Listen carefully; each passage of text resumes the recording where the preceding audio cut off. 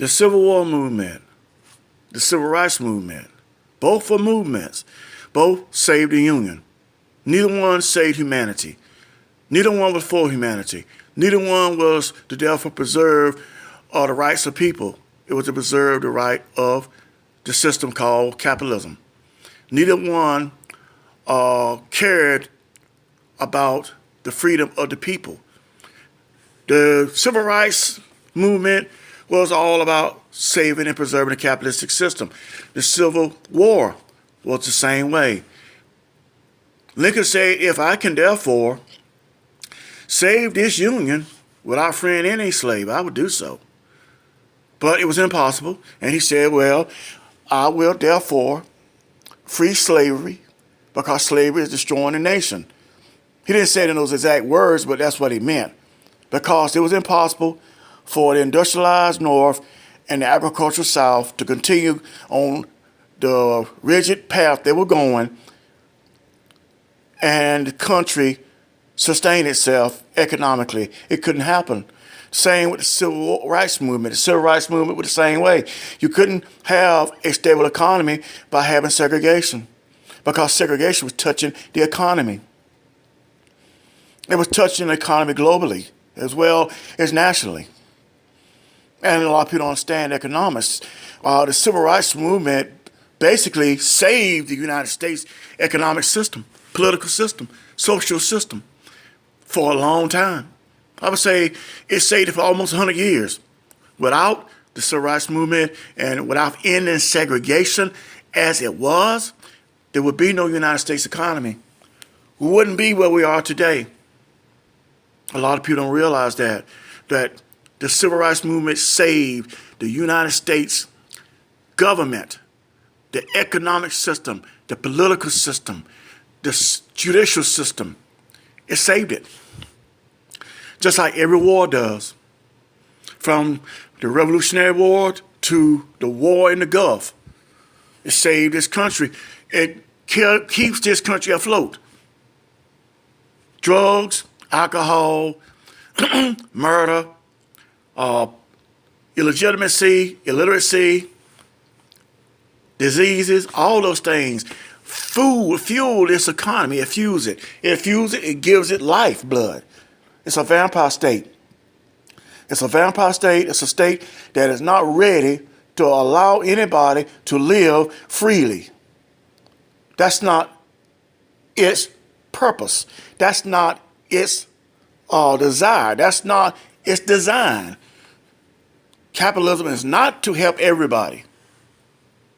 Everybody can't have a job in the capitalistic system. You can't tell some fools this because they think everybody can have a job. This is not socialism. This is not socialism, where everybody can go to work and make a dollar and live happily ever after equally. This is not socialism. This is capitalism. You got to have a certain amount of employed and unemployed. I did a survey one time. I used to have a lot of almanacs. I used to study. I love almanacs. Very good information in those books. And what happened is, in every major city that I looked at, there was a 51 to 49% difference in the employed and the unemployed. Every one of them. There was only a 1 to 2% difference. Now, that's not by accident. You're going to tell me that every major city in this country is going to have a 1 to 1.5% difference in those that work and those that don't work? And that's going to be by accident? No, it's not. It's designed that way. See, what happens is most people need to understand what kind of system they're living in and start putting down people on welfare and Medicare and start putting people down because they're disabled and start saying, put yourself up from the bootstraps and you can make it. That's not so. That's bullshit. Dr. Martin Luther King said that in March of 1968, that they tell the black man to put himself up by the bootstraps. You got foreigners come over here in this country and get all kind of land-based grants, educational grants, so on and so forth, from Europe to Asia to the so-called Middle East to Africa and South America and Australia, wherever you want to call it. and they don't have to struggle. They're given grants on top of grants to get loans, to start businesses, to go to school. Whereas in America, the indigenous aboriginal people that were here before slavery started can't get a damn thing. Can't get nothing. That's why the Civil War was fought. That's why the Civil Rights Movement was fought. It was fought to preserve the economic system and to spread capitalism all around the world so everybody could enjoy it. Those in this country that has control and those outside this country that's looking for a better life, so-called quasi rejuvenated or propagandized life in America. Or I should say the United States. That's what it's all about. It had nothing to do about human rights. African people that come over here from Africa, although they don't call themselves African, they don't call themselves black. When they come here, they call themselves white. Same with Mexicans, same with the Asians, same with the Arabs. We're white. They don't call themselves people of color. They say, I'm white. That's my status.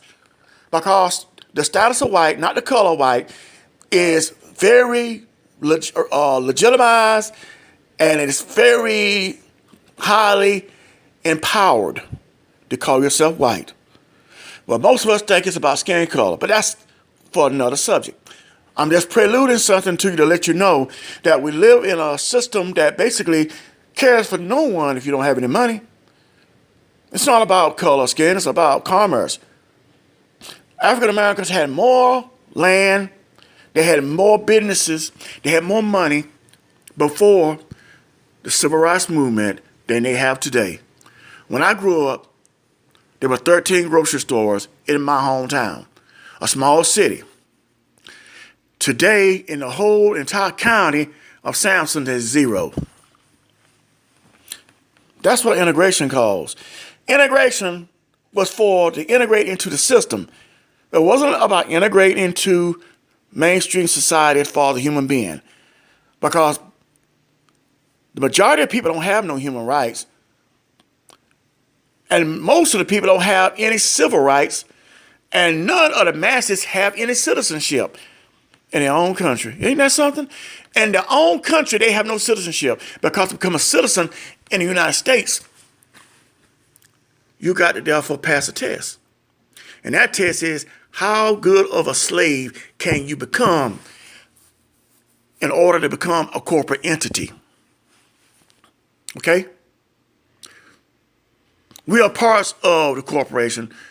We are incorporated based off of our labor and our ignorance of the establishment. We have no knowledge whatsoever of this country or what it's all about. We have no knowledge of anything from religion to politics to the social dynamics to the economic process or nothing. We don't know.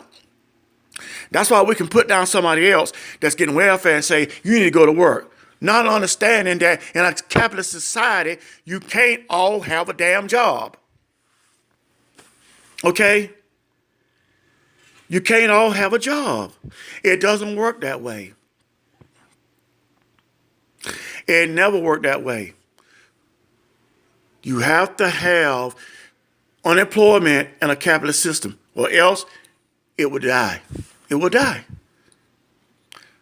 Full employment will kill this economy in 6 months. This economy cannot stand on the grounds of full employment. Okay, let me put it this way. A recession, a depression. A recession is when there is too much money being used. Too much money being used. There's too many things being bought. Too much money being used. A depression is whenever there's more money being in circulation than goods being bought. I mean, whenever you got a lot of money, but there's nobody buying anything, that's going to depress the economy. It's going to send into a depression because nothing is being filtered. Nothing is being exchanged. Okay? So you can't have one without the other. You cannot have a lot of commodities and not enough money being spent. You can't have a lot of money and not enough commodities being bought. You can't have it that way. It won't work that way. It just don't work. So what I'm going to say is this, in closing, I'm going to say this. Start studying the laws and the economic system of capitalism. And understand that there was no way for slavery to continue to exist and the United States economic system to exist as well. And understand this, that there was no way for the civil rights movement to not exist and the capitalistic system to continue to exist. There was no way. Think about it. Study. Have a good day.